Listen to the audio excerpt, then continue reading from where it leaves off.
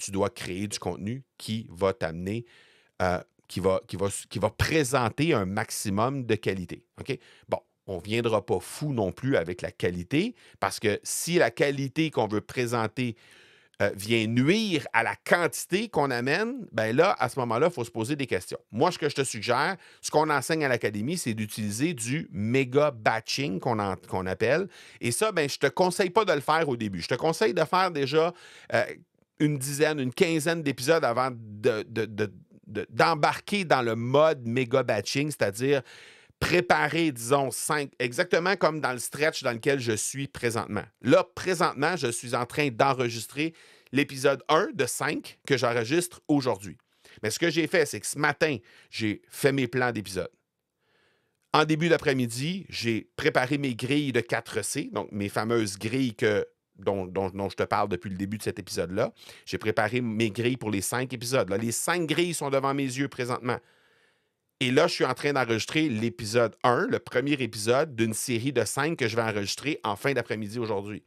Donc, globalement, en l'espace de 5-6 heures à peu près, je vais avoir préparé, monté, fait le plan directement dans ma grille des 4C et enregistré mes 5 épisodes que je m'étais donné comme objectif de faire aujourd'hui. Et ça, ben, c'est en mode batching parce que je crée tous les épisodes, ensuite je fais tous mes plans, puis ensuite j'enregistre tous les épisodes. Et non pas faire la création, ensuite le plan, ensuite l'enregistrement, et ensuite recommencer avec la création, le plan, et ainsi de suite. Donc vraiment, lorsqu'on fait en batching, ça fait en sorte qu'on est capable d'avoir une meilleure efficacité lorsqu'on enregistre de cette façon-là.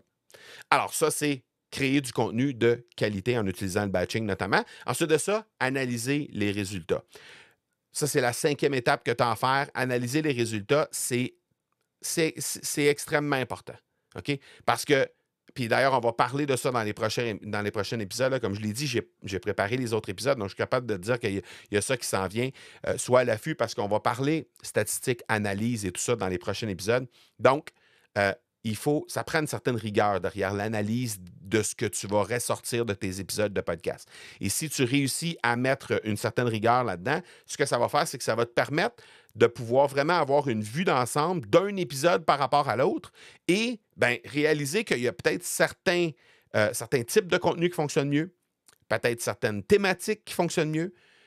Il peut y avoir plein de choses que tu vas mettre de l'avant et qui va faire en sorte que ça va venir teinter, venir influencer ce que tu vas faire à l'avenir. Alors, c'est hyper important de prendre le temps d'analyser avec rigueur l'ensemble des statistiques. Et comme j'ai dit, on va en parler dans les prochains épisodes, des statistiques. Quelles statistiques tu dois analyser et pourquoi tu dois te concentrer sur ces statistiques-là.